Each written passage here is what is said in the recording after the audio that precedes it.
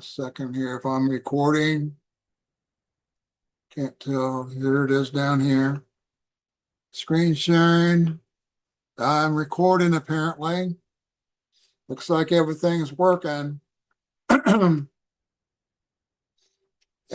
this has been so frustrating. I had to do this video over again because I'm going to get better equipment coming in because I know the audio is not really that good. Bear with me on the audio for the time being. I'm redoing the presentation of what I did earlier because I haven't done this in years, 7 years, whatever. I haven't given a presentation for quite a really long time. But I mean, working with Zoom as far as I did Zoom broadcasting, 7 years ago, whatever. But this is my first time doing it, and I was coughing a lot.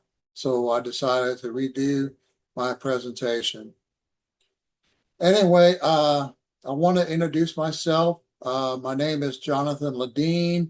I'm a retired Master Sergeant with 21 years of service. I have trained and instructed hundreds of soldiers in leadership. So I consider myself an expert on leadership.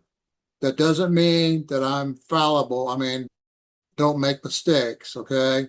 All that means is I know what I'm doing because I've done it for a long time, and I know what I'm going to tell you, what I'm going to talk to you about. It works, and you're going to be a leader in the spotlight if you do this correctly. You let me help you. If you don't want me to, I can work with you on an individual basis, okay? Now, you don't have to work with me if you don't want to. I have different programs available. I'll give you my contact information at the end of where you can contact me, and you can do it on your own if you want to. If you're a proactive person like myself, you can do it on your own, okay? Because I'll give you the instruction manuals that go with it. Now, the instruction manuals that come with it are based on my experience. All you have to do is adapt it to your situation. So that's what I'm saying. You have to be proactive. You have to be creative. You have to be ingenuity, okay? You have to have the different skill sets that's going to take to get yourself ahead. And if you do it right, but without my instruction, without my personal help, you might have some troubles. So I highly recommend that once you get your classes down, you can give me a shout, and I'll be glad to evaluate it. It does cost, and I don't want to give you how much it's going to cost unless I talk to you first, because I want to know what industry you're in. I want to know where you're at. If you're a manager or if you're an executive, I need to know where you're at so I can structure my presentation or my training toward whatever it is position that you're in. And you can be the lowest person there if you wanted to. I mean, if you are, I could still train you. It doesn't make a difference. What does make a difference is that you do it correctly. Because if you don't, you could be not only in a lot of trouble, but you can cause yourself embarrassment if you're not prepared. And I help you get prepared to do the training so you can be successful and be a leader in a spotlight. And I'm going to go through the method that I taught for 12 years to help me become, a chief instructor. And I'll give that information in here shortly. So, as I said, I trained and instructed hundreds of soldiers. But the thing that happened to me was I was getting promoted above everybody else because I was using this method that I'm going to talk to you about in this presentation. So I achieved Master Sergeant and Chief Instructor in 7 years, when it normally takes 9 years. I also was awarded Outstanding Instructor in 1992. And it's extremely difficult, basically impossible, to get any kind of awards whatsoever, especially from the unit that we were in. We're instructors, were expected to do stuff without getting any kind of recognition whatsoever. I don't recall any soldier, maybe one other soldier that I do recall, he got an award, and I got an award at the same time he did, because he he decided to put on an FTX as a field training exercise. He did an extremely good job of putting all that FTX on, and he was basically the Tactical Operations Center, which we called the TOC, and he became the Tactical Operations Center, and he did. I'll put all this stuff together, and it was really, really good. And I helped do some stuff to help me become an outstanding instructor for that same time that we were down there. Anyway, it was at Salina, Kansas, when we were doing this training for the guard unit down there. But needless to say, I found out about this method the hard way. First of all, when I was learning to become an instructor, I had a mentor that was supposed to help me. He didn't help me anyway. He just blew me off. Okay, so I was on my own. And it was extremely, extremely difficult because I didn't know where to start. Okay, so what I decided to do is to take the bull by the horn and go into the classrooms and see what the other instructors were doing. So I went into several different classrooms to see what the instructors were doing. And I noticed that all the soldiers were sleeping. Okay, they were all sleeping. And then sometime down the road, somebody told me about a class they're going to be putting on called the Small Group Leader Instruction Method. So I said, I'll go to that class. So I went to that class and learned this method. They did it a little bit differently than I did it. I kind of enhanced it, is basically what I did, because I saw a tremendous opportunity of training. And you'll see why here in a little bit. Anyway, I was the only one that put it in, implemented this small group leader. All the other instructors didn't do anything. They still were doing the lectures and stuff like that. So basically what happened was, after a short period of time of using this method, my classes were standing room only. It was so full that there was no room in there to stand. I mean, even people standing around were crowding against each other. They had people outside the classroom, in the doorway, out in the hallways, trying to see what I was doing, because I was using this method. And what I was doing was I was allowing the soldiers to teach a class instead of myself. So the soldiers were up there teaching the class that I would teach. So what I did is I gave them the program. It contains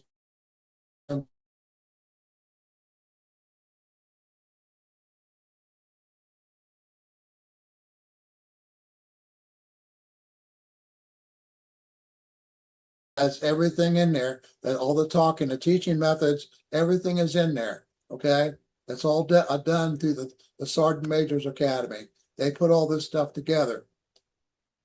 So I had them do it. So I have one group. I had 3 groups that only had 15 in my class. So there's like 15 classes that we had to teach. So I give one group over here class on ethics. The next group, I give them a class on problem solving, decision making. These are actual classes they had to teach. Another group, I give them a class on effective communications and counseling and all these other classes that I taught. Okay, and they would have to put everything together. So when we started this whole process, they're in the classroom. They weren't teaching right away. They were putting everything together. And so once they got done, then they would get up there and give their class. And each person in that group, I made it a requirement that each person in that group has to be involved. So that's what happened. So someone would get up there and do a portion of the presentation, then somebody else would get up there. So everybody in the group got involved. And then they also put together their own tests. So the Sergeant Major's Academy test is extremely difficult, and it's really hard to find the answers because when you take the Sergeant Major's test, it is open book, but you only have like what I think it was 2 hours from what I remember to take the test. And when I took the test, by myself along with other instructors that were there because we have to take the same classes that the students take we instruct them. Okay, and so when we took uh, it was hard and it was basically impossible to pass in the time frame that was available because you don't know which book of the question is taken out of, and trying to find the answer is extremely difficult because there's like, I don't know, 10 manuals you have to go through. Okay, you don't know which manual it is they're talking about because it doesn't tell you. Okay, so you have to go through each and every manual to find an answer. So basically what I did instead was allow the soldiers to do the same thing the sergeant majors did. They come up with their own questions, and they have to have 4 questions for each, 4 possible answers for each question. And there's 25 questions because that's how the Sergeant Major's Academy test was done. Okay, they have 4 answers. You have to pick from 4 different answers on each question. And so they put all this stuff together, and they had to give me the answers to that test, to their questions, so I could go in and make sure that the answer was correct.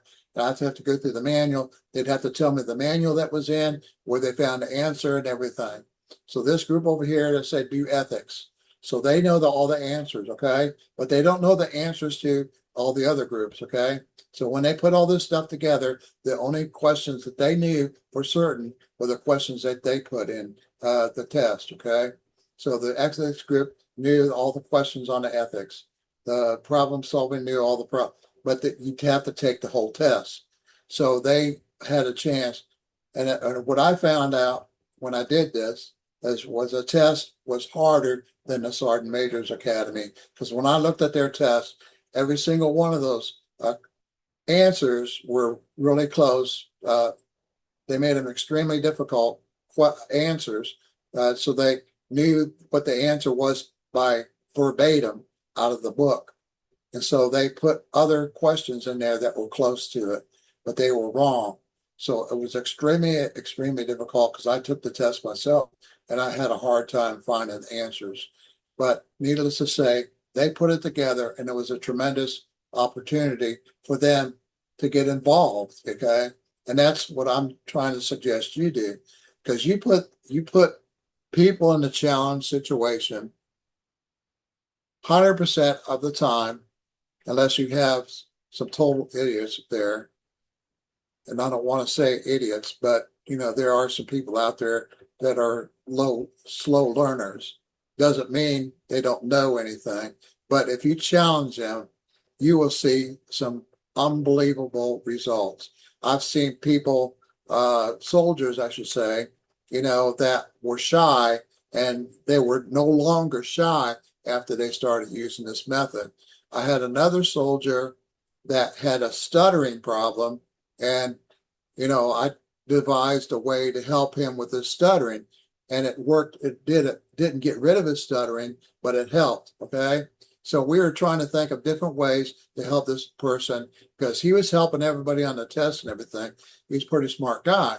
The only problem he had was he didn't have any common sense, but he was smart and, academically. But his stuttering was the biggest problem.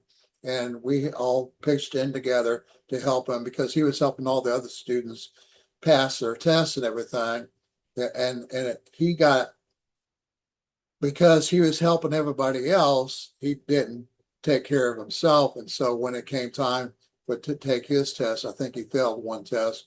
And then after that, he passed, because you get 3 chances when you take a test. If you don't pass the first version, you take the second version. If you don't pass the second version, you take the third version. If you don't pass that, you're done. You have to start all over and come back at a different time.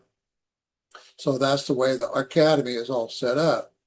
Now, we're going to get into this method, that small group leader instruction method. It's also a training method, okay? So this basically, if you notice the picture here, the lady is standing up, doing a presentation of some sort. It could be a class. Don't know what exactly she's doing, okay? But it's peer led. Everything is done by the peers. The only thing is you allow the peers to work with themselves. You don't do anything other than supervise.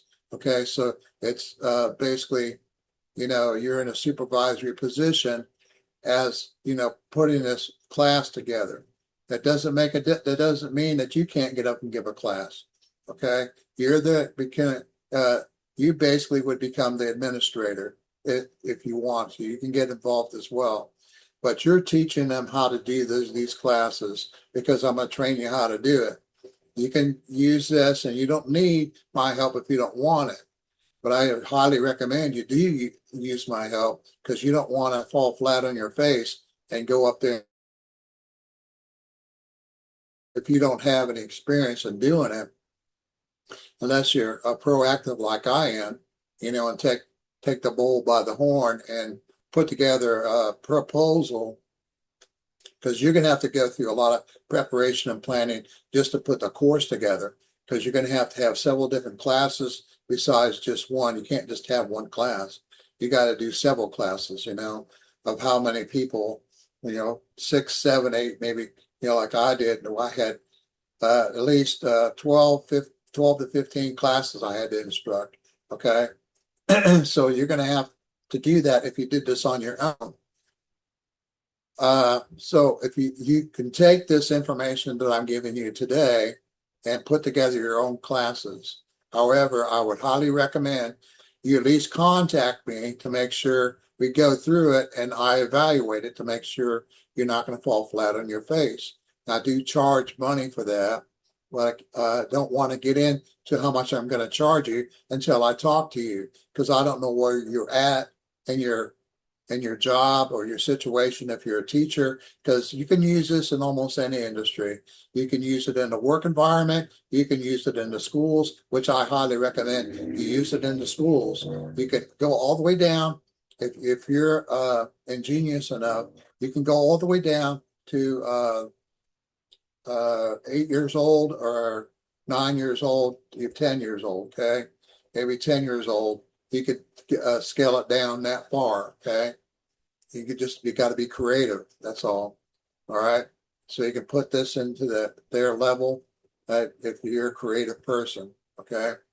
Now, okay. So the peer led, everything is done peer to peer teaching, peer to peer coaching, peer to peer everything. So the basically what happens is the person up there is a small group leader, but they're also the trainer. And they perform an evaluation. They do all kinds of stuff I'm going to get to here in a minute. So basically, the person is up there training is a trainer. Like I said, they own the entire class they're putting on. Now, there's different teaching methods. One is the main method. The second one is the class method. The third one is the presentation method. And the next one is the discussion method. And then the one after that is called the group method. And I'll get into each one of those as soon as I cover this information first. So they're in charge of everything. The trainer is in charge. They're in charge of the discipline. They're in charge of making sure that everybody's going to get trained on whatever they do. So if somebody gets out of line, they have to make sure that they stay in line. And since this is peer led, you're not going to have that many problems. You're not, as far as in my personal opinion, you're not going to have, because they're going to be, all the eyes are going to be on you, but they're thinking about what they're going to be doing as well. So they're going to know that they're going to be evaluated too, because the person up there that's in this picture right here, after he gets done, they're going to be evaluated. So but the people that he's teaching, they're going to be up there teaching another class. Okay. So after he gets done, somebody else gets up there and teaches their class. When they get done, they're going to be evaluated. So you see how that works. You see why they're going to be paying attention, and you're not going to have that many problems. As far as I know, I didn't have any problems, with the soldiers.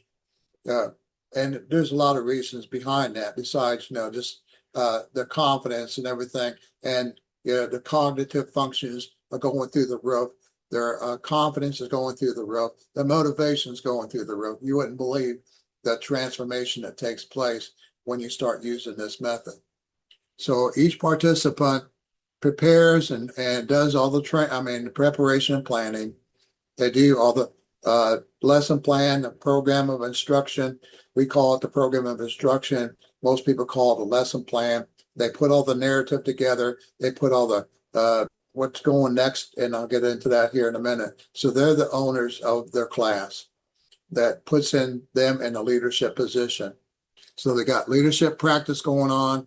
It's a transferable setting, means the method works in any kind of schools, colleges I talked about, any kind of situation where there's a small group. It could be volunteers if you want. You can use this in volunteer training. You can use this in first responder training.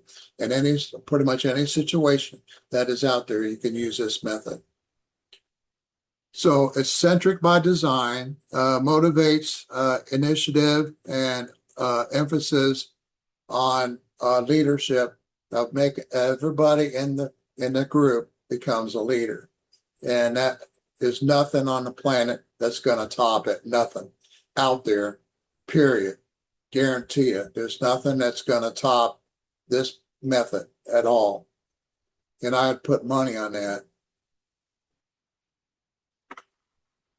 Okay. Then we're going to talk about leader. You have 5 peers. You're going to have a standard.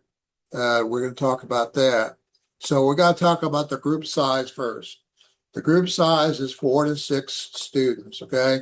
No less than 4, no more than 6. No less than 4, no more than 6 participants. Okay.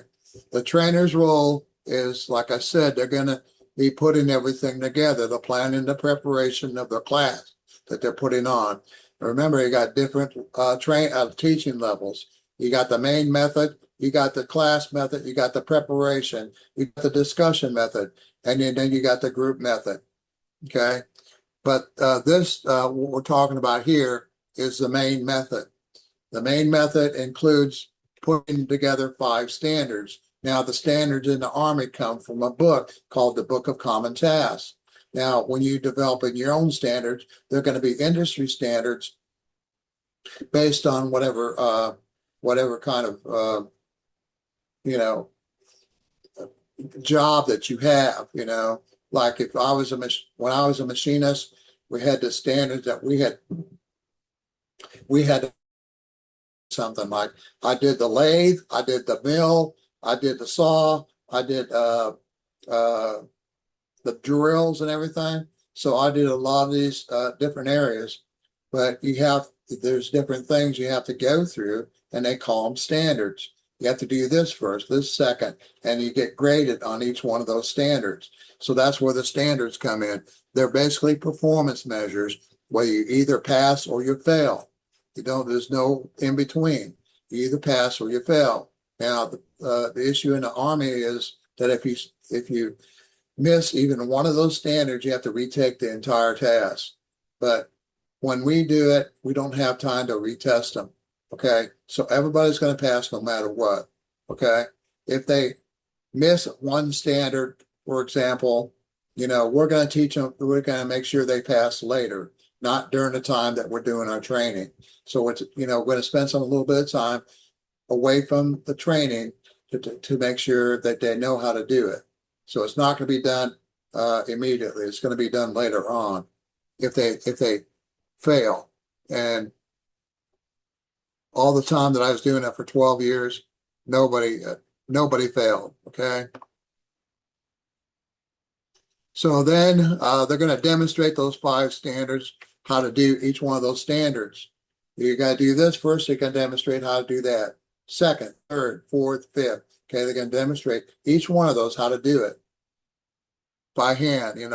If they have props, if they have equipment or something like that, they're going to say you got to do this first, okay, this second, and so on. They got different ways of doing that. They got the step-by-step method, the walkthrough method, and some other different methods to do that. It's up to you of how you want to do it.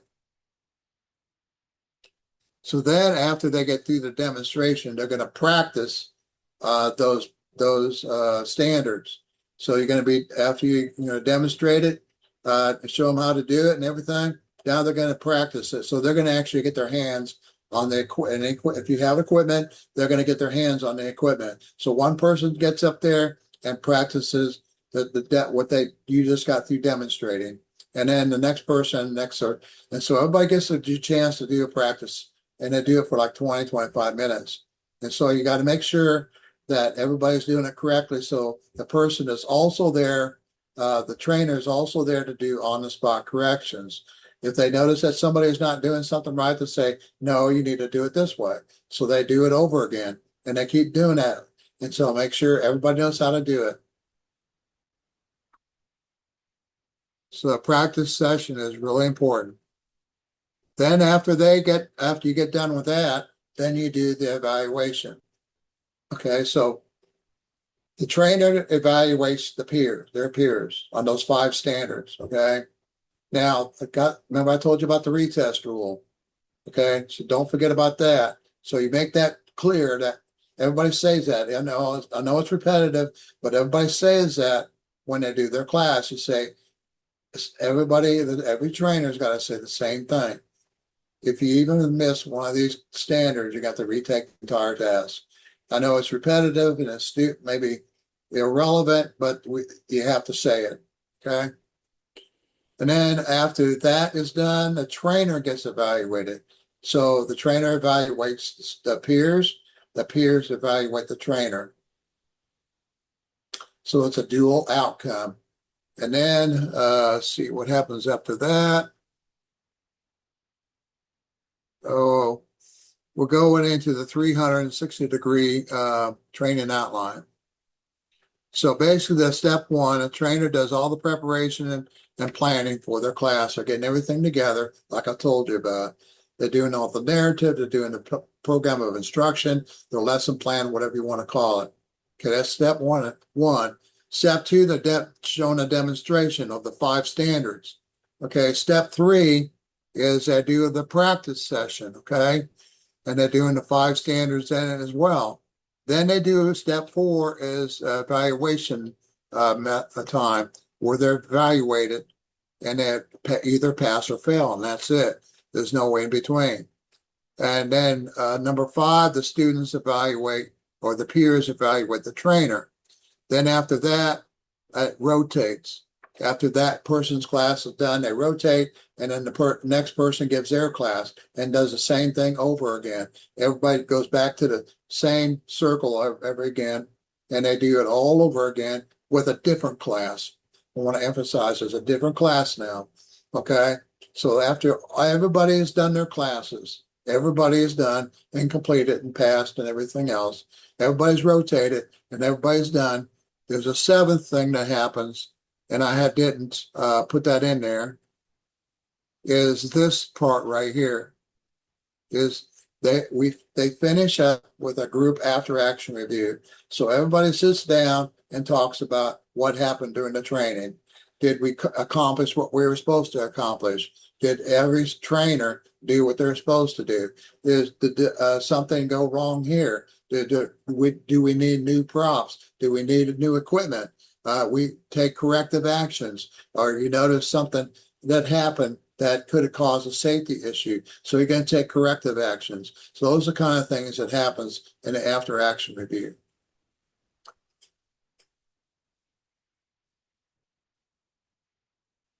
Okay, so the last slide is how you can get in touch with me. So write this down or take a picture of it. And this is how you can get in touch with me, either by phone or by email. And let me know what you would like to do as far as, do you want me to assist you on an individual basis, or I can, you can put a group together. I can come to your company. If you're a CEO or manager, you can get with your company and ask them if I can come in and do the training for you. Now, of course, I would most likely want to do an evaluation first, or of the company, but that, all that's done at, once we sign a contract and everything, then I would come in and do an assessment. An assessment that may take anywhere from a couple days to maybe up to a week. It all depends on the kind of industry that you're in.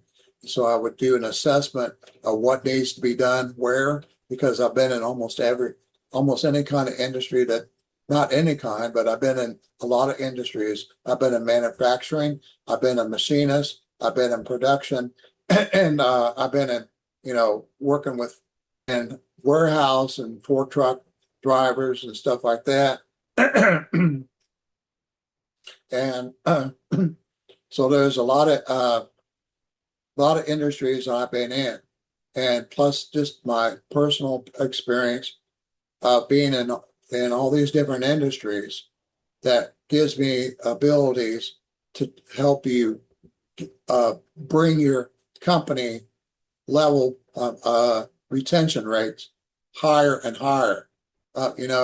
There's a lot of things you can watch on YouTube about these grocery stores I watched not too long ago. And some of these companies, they have retention rate. I can't remember the name of the company right off the bat, but there's a company out there that has retention rate 100%, almost 100%. So everybody just keeps on coming because they have employee owned. They take shares, and a lot of people working for the company that I saw were almost millionaires, if not close to it, and they were still working there. Okay. Now, I did want to mention some of the problems I see when I go into companies. Okay.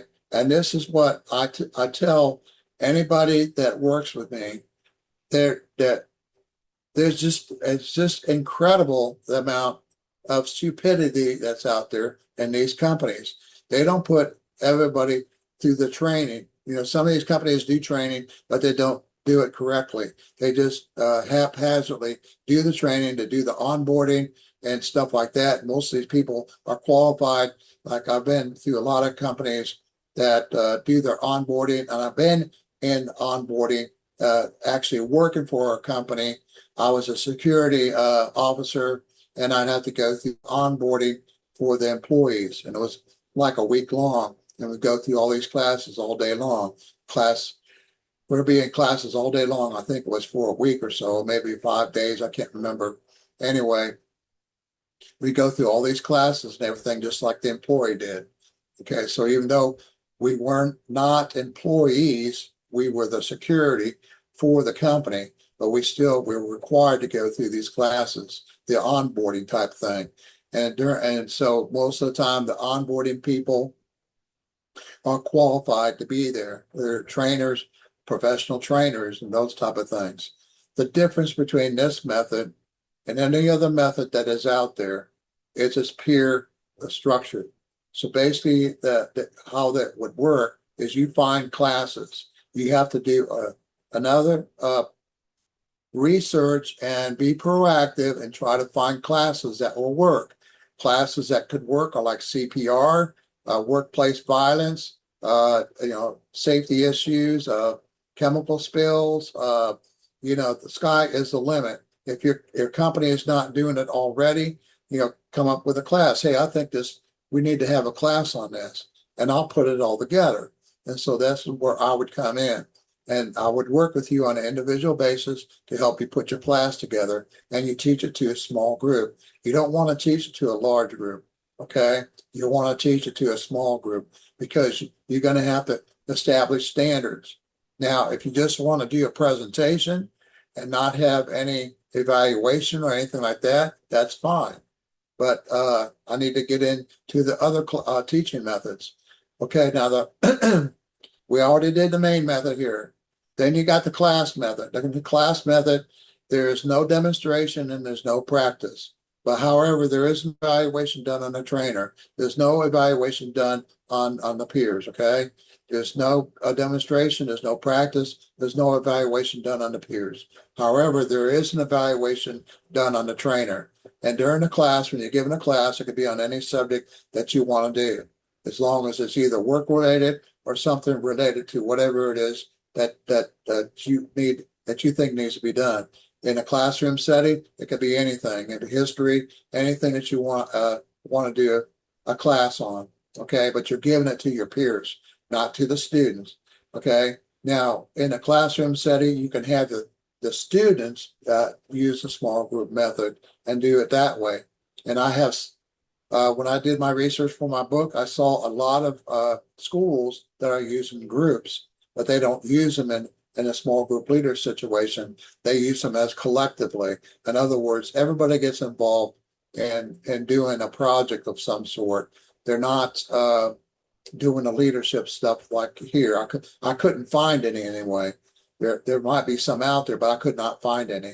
Okay, so that's the classroom method. You stop at least 3 times during your class. You stop to ask if there's any questions. Okay, and then you have to do it at least 3 times. You could pause. Okay, are there any questions anybody has at this point? Then you do some more slides or whatever. Then you pause again. Do some more slides, and you pause the 3rd time, and then you're done.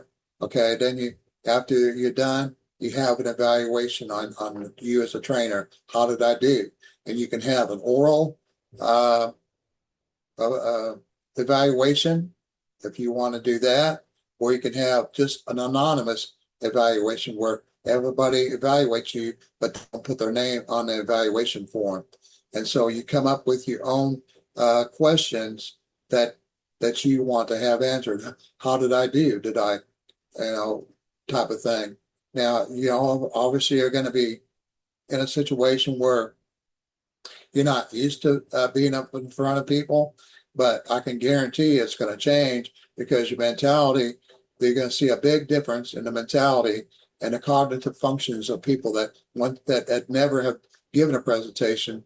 They're going to be a little bit nervous here and there, but once they get started, it's all through the roof and everything.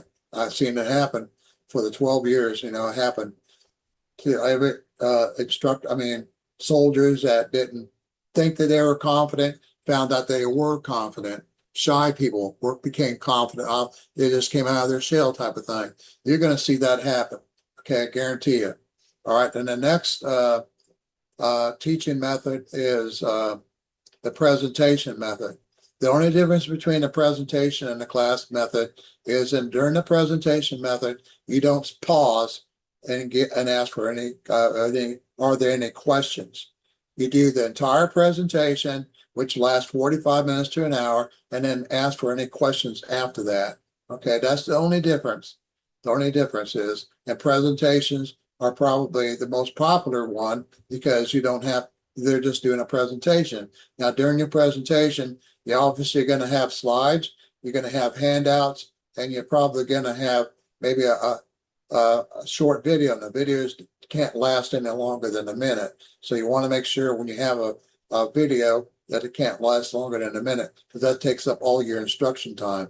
Okay, so the whole idea behind the presentation is focused on you and how you present yourself in front of a small group.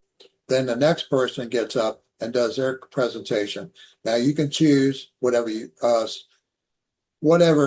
teaching method you want to use. You don't want to start off with the main method because that takes a lot of training to get that ready. Okay, there's nothing wrong with doing it right off the bat, but you need to have experience doing it, because if you're not used to doing demonstrations, don't know how to do it, don't know how to do practice, don't know how to set up the standards and stuff like that, you're going to run into problems. Okay, you're going to get frustrated and you're going to fall flat on your face. And I don't want that to happen to you. Okay, just my experience that's how the main method is normally done after you've done all these other methods. So we talked about the class method. We talked about the presentation method. the next method is the discussion method. Now, the discussion method is a little bit more touchy because people like to discuss stuff and then they get off track and stuff. So you got to be careful of that. Discussion is very, very powerful. The only problem is you got to stay on track because you only have like 45 minutes to an hour. So during this discussion session, before you do your discussion, you're going to have your topic ready to go, and you're going to have some leading questions. And you want to keep the questions not, 6 or 7 questions. You want to get short it down to like maybe 3 or 4 tops. Okay, 4 be tops questions because you don't want to get off on any tangents. Another thing that happens during the discussion method is arguments. Okay, that is definitely a no-no, and you have to shut it down immediately if there's any arguments. So if I'm, supervising or the supervisor is close to you, because we're gonna be watching you, we're gonna be evaluating you. At least I would. If I'm in the supervisory position, I'm going to be watching you. And if I was in your company, I'm going to be definitely in your classroom watching you and making sure everything goes okay and nobody starts an argument. And if you don't shut it down right away, then I have to step in. Okay. If I was doing it for you, I mean, not doing it for you, but I was there, a supervising type thing. And we're just a facilitator. That's all we do is we facilitate and make sure the administrator, which I'm hoping that's what you want to do, is be an administrator to help us small groups. Okay, it doesn't make a difference whether you're a manager or a CEO or vice president. You can still use these methods. Now, one person I did when I was doing my research, I found out about was was this gentleman by the name of Mike Kappel. Kappel, I think is how he spells his last name, or it's Kapple. I don't recall. Anyway, he's done a lot of articles for Forbes, and he's a very powerful CEO because he does a lot of things that I just told you about. He allows his employees to be a trainer. Okay. Another thing he does is cross training. Okay, that's a very important thing I need to talk to you about as well. Cross training. Now, when you do talk about cross training, you think you're going to lose your job because basically you're teaching somebody else how to do your job. And there's nothing wrong with that. And then you're going to start thinking, well, this person's going to take my job. Well, if that's the case, then so be it. They may put you in another area for all I know. I don't know. But the thing is why you're doing it. You have to understand the why behind it. Okay. They're doing it because what happens when you're gone? You're sick, somebody else has to fill in. They have to know how to do the job.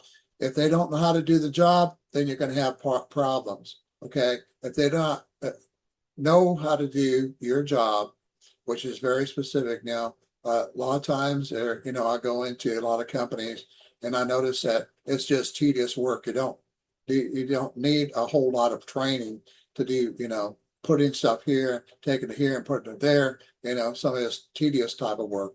That's pretty much not non-essential type of task. You don't really need any kind of training on that. You just get up there, do this, do that, tell them what to do, and that's it. You don't need a whole bunch of training. So you can put anybody in that situation. But most skill level jobs, they require some training before you can put them in that situation. That's why you have to have cross training. You teach other people how to do your job within your area. Okay. So that is very important. And let's see, what else did I need to do? Okay. You got the class method, got the presentation, you got the discussion method, you got cross training. The other one is the group method. And that's a really interesting teaching method, and how that works is like I took an MBA class and they use this method. Okay, basically it's a small group like we've been talking about. The only difference is one person is in charge of the group and designate each person in that group to do a certain function of whatever his assignment is. Okay, so we put together a presentation. There was only 3 of us in my group.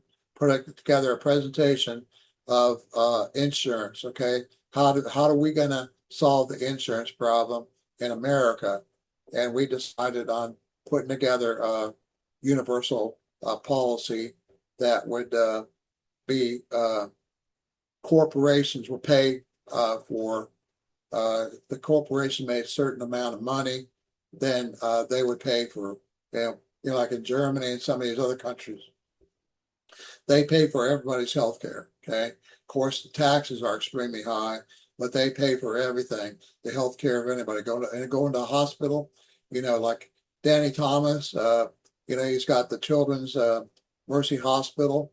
Okay. There's nobody has to pay for anything. So that's basically what we're trying to do. We're trying to make it to where that was our focus on making a universal life or universal care insurance that the corporations would pay for, and so that nobody would have to pay for out of pocket. Wouldn't have to pay any premiums or any of that stuff. And that was our presentation. But everybody in the group takes part in that presentation. They put it on. This person gets up and does their 10-minute speech or whatever. Next person gets up and so forth. So everybody gets around. So basically what happens is everybody's out there doing all their research during the time, your preparation phase. You're out there doing everybody in the group is doing that preparation. Then you come back together and then you start discussing what everybody's come up with. And they have some slides or whatever they're going to work on. Remember, they only have 10 minutes to do this because your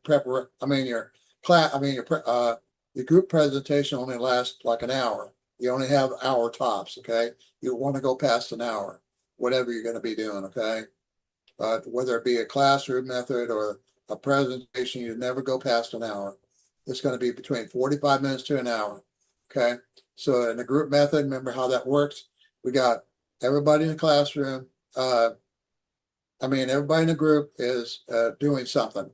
And the group leader is in charge of that. What everybody's doing. Hey, Mark, I want you to do this. Sammy, I want you to do this. Sarah, I want you to do this. Okay. And then they come back and they put all that stuff together and then they give their presentation. But they have to do it in front of each other to make sure it all comes together. Okay. And that's how that works. But then after that person is in charge, the next person is in charge of the group. So it's basically the same thing I've been teaching you about the small group method, where everybody gets to be in charge. The only difference is they're designating, assignment, the assignment, whatever the assignment is, they're making designation of each person, what they're going to be doing. And, because this person is going to be, everybody's going to be helping this person because they know they're going to get an opportunity to be in a leadership position. And so you get a chance to see how everybody in that group, how they work together, help other people work together in a leadership position. And I think that is pretty much all I have for you. And I hope you enjoyed my presentation, and I hope to hear from you. So let's see, how do I stop sharing? Okay, so I'm going to stop sharing, okay?